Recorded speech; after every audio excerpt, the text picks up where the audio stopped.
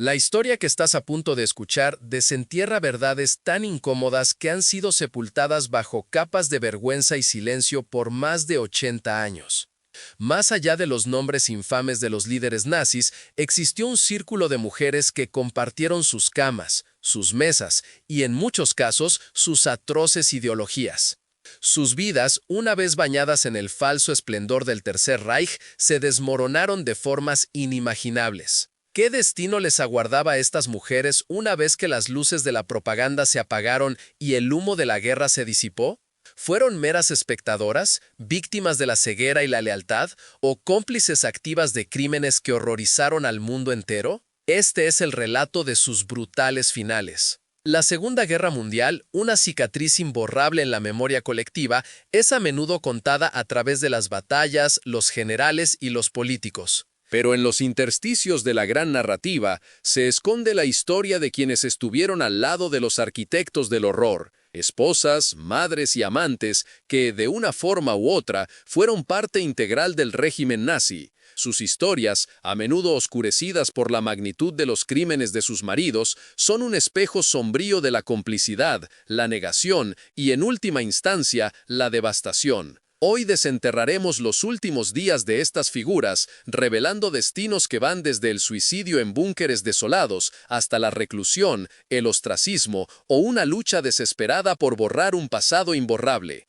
Es una exploración de cómo el fin de una era arrastró consigo a aquellos que la sustentaron, incluso a sus figuras femeninas. Comenzamos nuestro recorrido en la oscuridad asfixiante de un búnker subterráneo en Berlín en los últimos días de abril de 1945. Las tropas soviéticas cercaban la capital alemana, y el sueño de 1000 años del Reich se desvanecía entre escombros y desesperación. Aquí, entre los escombros morales de una ideología colapsada, encontramos a Magda Goebbels, esposa del ministro de propaganda nazi Joseph Goebbels. Su figura, que alguna vez encarnó la feminidad aria ideal, ahora proyectaba una sombra de determinación escalofriante. Magda no era una mujer común. Era una convencida, una fanática que creía firmemente en la causa nazi hasta el final más amargo. Su lealtad a Hitler era casi mística, y su rechazo a un mundo sin el nazismo era absoluto. Para ella no había futuro. En esos días finales, la decisión de Magda fue firme e implacable. No solo ella, sino sus 6 hijos sufrirían el destino que ella consideraba ineludible. Helga, Hilde, Helmut, Holde, Heda y Heide, nombres que comenzaban con H en honor a Hitler. El 1 de mayo de 1945, Magda y Joseph Goebbels llevaron a cabo el acto más horrendo imaginable. Con la ayuda de un dentista de las SS, sedaron a sus pequeños y mientras dormían, les administraron cápsulas de cianuro. Sus inocentes vidas se extinguieron en la penumbra del búnker, un eco silencioso del genocidio que sus padres habían ayudado a orquestar. Pocas horas después, Magda y Joseph salieron al jardín de la Cancillería, donde se quitaron la vida, no sin antes encargar que sus cuerpos fueran incinerados.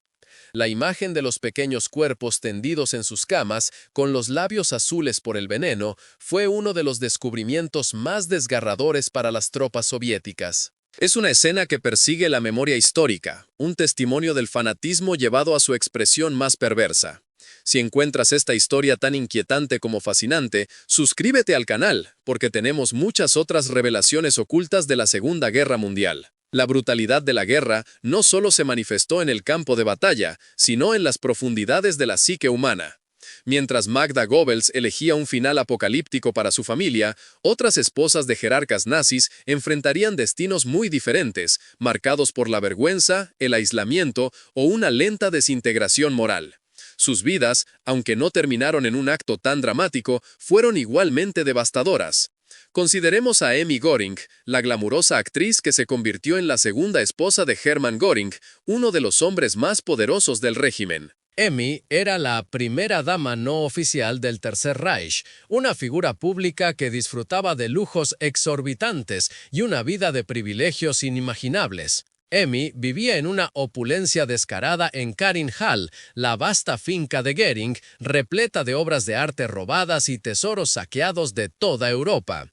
Su vida parecía un cuento de hadas perverso, ajena a los horrores que su marido ayudaba a infligir. Cuando el Reich se desmoronó, el cuento de hadas de Emmy se convirtió en una pesadilla. Fue arrestada por los aliados en 1945 y sometida a interrogatorios exhaustivos. Se le confiscaron todas sus propiedades, sus joyas y su dinero. Aunque no se le probó una participación directa en los crímenes de guerra, su estatus y su complacencia con el régimen la condenaron. Fue clasificada como beneficiaria importante del nazismo y sentenciada a 1 año de cárcel, además de ser despojada de gran parte de su fortuna. Después de su liberación, Emmy Göring intentó recuperar algo de su antigua vida, pero el estigma era demasiado grande. Murió en 1973, en Múnich, una ciudad que la había adorado y que luego la rechazó. Su final fue uno de humillación pública y olvido forzado, un contraste marcado con su vida anterior. Su historia plantea una pregunta crucial: ¿hasta qué punto es cómplice la inacción ante la atrocidad? Emmy vivió rodeada de la riqueza del régimen, disfrutando de sus beneficios sin cuestionar su origen sangriento. ¿Fue simplemente ingenua o su silencio la hizo partícipe? Luego está Gerda Bormann, la esposa de Martin Bormann, el secretario personal de Hitler y una figura sombría que amasó un poder inmenso en las sombras.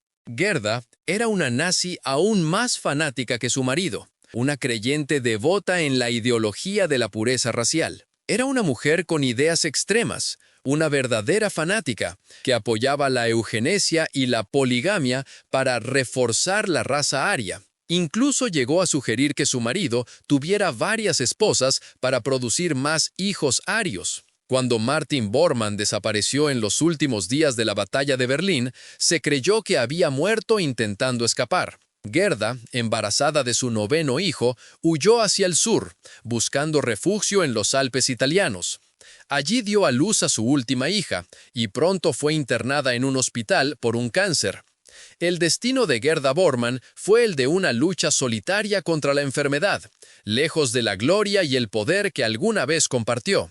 Murió en 1946, en Merano, Italia, sin saber con certeza el destino final de su esposo. Dejó atrás a sus 9 hijos, que fueron adoptados y criados por un sacerdote católico, una ironía cruel para los descendientes de una de las parejas más virulentamente anticlericales del Reich. La vida de Gerda, aunque breve y consumida por la enfermedad, encapsula la desintegración de una familia empapada en una ideología destructiva. Sus hijos, criados en la fe que sus padres despreciaron, representan la esperanza de una ruptura con el legado oscuro.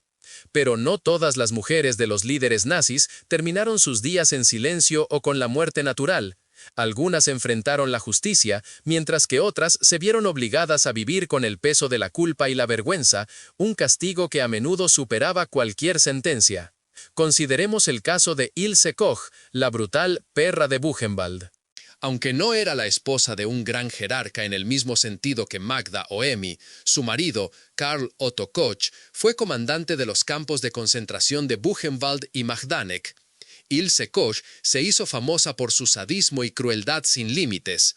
Se rumoreaba que ordenaba tatuar la piel de los prisioneros para luego desollarla y hacer objetos macabros como pantallas de lámparas o encuadernaciones de libros. Su nombre es sinónimo de atrocidad. Su juicio, que comenzó en 1947, conmocionó al mundo. Se convirtió en un símbolo de la depravación nazi. Fue condenada por participación en asesinatos y sentenciada a cadena perpetua por un tribunal alemán. La imagen de Ilse Koch, la mujer con el látigo, que torturaba a los prisioneros por puro placer, perdura como una de las más oscuras de la historia del Holocausto. Su brutal final no fue el suicidio, sino una vida tras las rejas, consumida por su propio mal. Ilse Koch se ahorcó en su celda de la prisión de Aichach en 1967, a la edad de 60 años. Su muerte, después de décadas de reclusión, fue un sombrío cierre a una vida dedicada al horror. Su legado es un recordatorio perpetuo de la maldad humana. Su historia nos obliga a reflexionar. ¿Hasta qué punto el entorno permite que el mal florezca? Ilse Koch no actuó sola, sino dentro de un sistema que validaba y promovía sus actos más viles. Su historia es una advertencia. Si has llegado hasta aquí, significa que esta historia realmente te ha cautivado. Así que deja un me gusta y activa las notificaciones para no perderte nuestros próximos documentales. Estas narrativas complejas nos recuerdan las capas ocultas de la historia. Luego tenemos a Lina Heydrich, la viuda de Reinhard Heydrich, el carnicero de Praga, arquitecto principal del Holocausto. Lina era una nazi convencida desde los primeros días del partido, incluso antes de conocer a su temible marido. Se dice que Lina tuvo una influencia significativa en la radicalización de Heydrich, alentándolo en su fanatismo y sus ambiciones. Tras el asesinato de su esposo en 1942, Lina vivió una vida de confort y privilegios como viuda de guerra. Recibió una generosa pensión estatal, un honorario de viudez y una escolta personal de las SS. La vida de Lina Heydrich, después de la muerte de su esposo, continuó con una sorprendente normalidad en comparación con otras. Después de la guerra, Lina fue arrestada y retenida por los aliados durante varios meses, pero fue liberada sin cargos importantes. Se retiró a la isla de Fehmarn en el Báltico, donde abrió un hostal. Su pensión, sin embargo, fue revocada en 1956.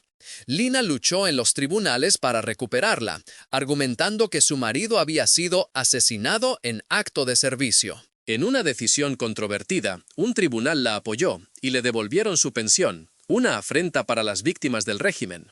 Lina Heydrich pasó el resto de sus días defendiendo la memoria de su esposo y negando su papel en los crímenes nazis, publicando incluso un libro. Murió en 1985, a los 74 años, en total negación de la historia.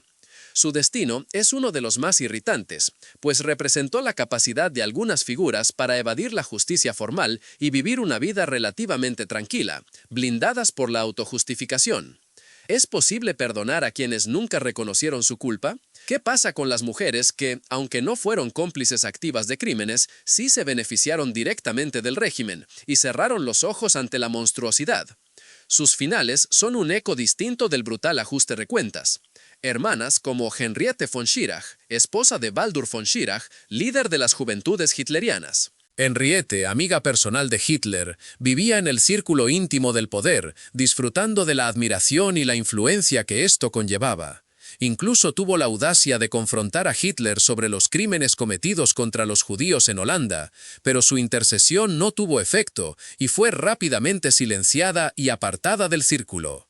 Esta breve muestra de conciencia la condenó al ostracismo interno. Después de la guerra, Henriette von Schirach y su esposo fueron encarcelados, su matrimonio se desintegró y se divorciaron en 1950.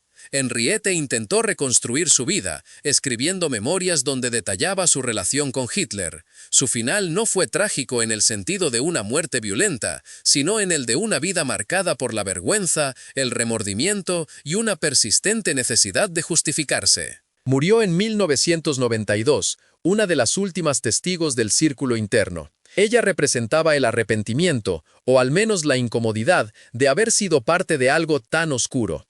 Su historia es la de una mujer que vio la verdad, aunque tarde, y tuvo que vivir con el peso de su conocimiento y su inacción. O Eva Braun, la amante de Hitler. Su figura ha sido objeto de fascinación y desdén.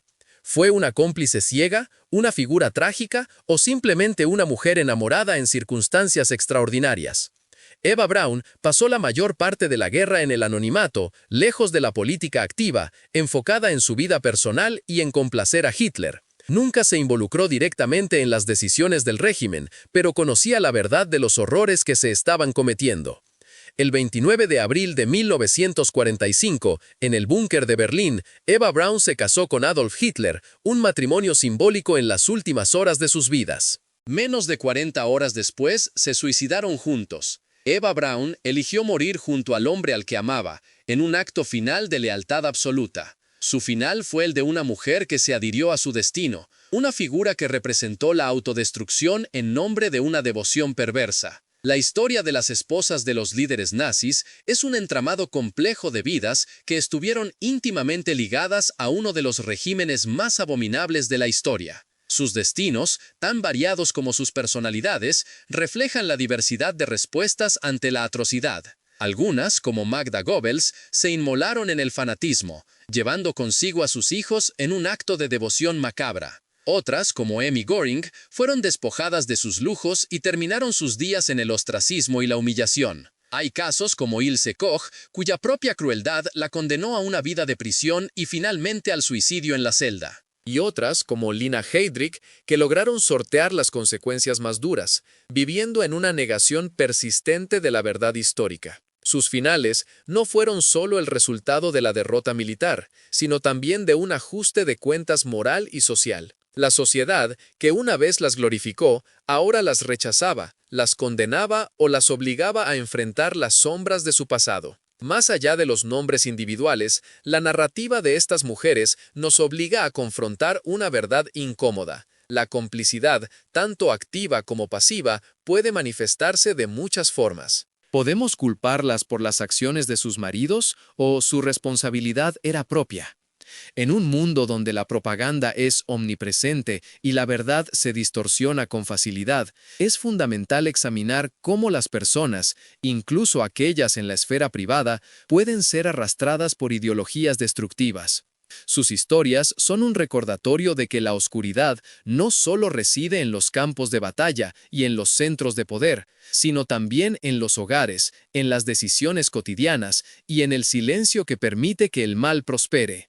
¿Crees que estas mujeres fueron simplemente víctimas de las circunstancias o sus elecciones las convirtieron en cómplices voluntarias de los crímenes del nazismo? Comparte tus pensamientos en la sección de comentarios. La brutalidad de la guerra no solo se mide en bajas y destrucción material, sino en la aniquilación de la moral, la distorsión de la verdad y el precio que pagaron quienes eligieron mirar hacia otro lado. El fin de la guerra no fue el fin del sufrimiento, sino el inicio de una nueva era de confrontación con la verdad y la búsqueda de justicia, incluso para aquellos que se creyeron intocables. La caída del Reich llevó consigo a estas mujeres, algunas arrastradas por el fanatismo, otras por la vergüenza, y todas por el implacable peso de la historia. Sus finales, aunque variados, comparten un hilo conductor, la devastación que sigue a la complicidad con la maldad. Esta es una historia que debe ser recordada, no para condenar de nuevo, sino para entender las complejas interacciones entre la ideología, el poder y la responsabilidad individual.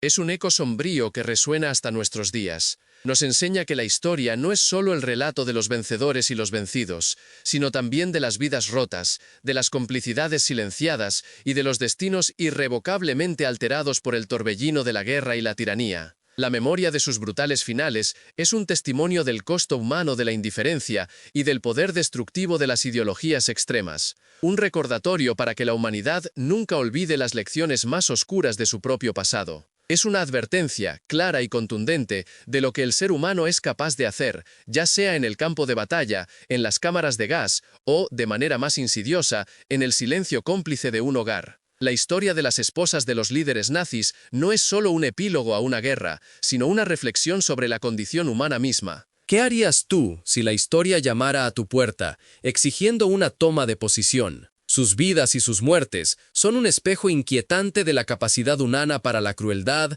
la negación y, en última instancia, la búsqueda de una redención que, para muchas de ellas, nunca llegó. Este relato sombrío, lleno de sombras y arrepentimientos, es una pieza vital del rompecabezas de la Segunda Guerra Mundial, una que nos obliga a mirar más allá de lo obvio y a entender las profundidades de la complicidad humana. Que sus historias sirvan como un faro oscuro en el paisaje de la historia, iluminando los peligros de la ideología sin límites y la devastación que deja a su paso, no solo en los grandes escenarios, sino en las vidas más íntimas. Este es un llamado a la reflexión, a la vigilancia constante, para que los ecos de aquellos brutales finales no se desvanezcan en el tiempo, sino que resuenen como una advertencia perpetua.